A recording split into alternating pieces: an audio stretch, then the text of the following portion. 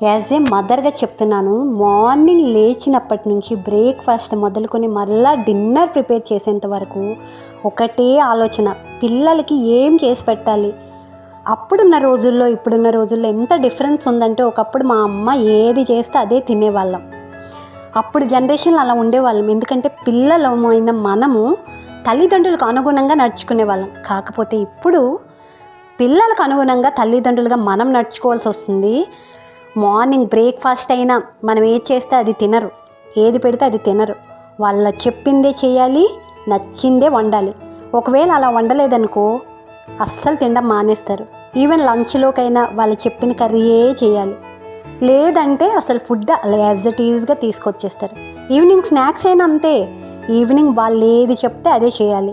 Mummy ఈరోజు ఇది చెయ్యు అంటే చేయాలి. అంతేగాని మనం వండింది ఏది తినరు, వాళ్ళకి నచ్చింది మాత్రమే తింటారు. ఏంటో పిల్లలు.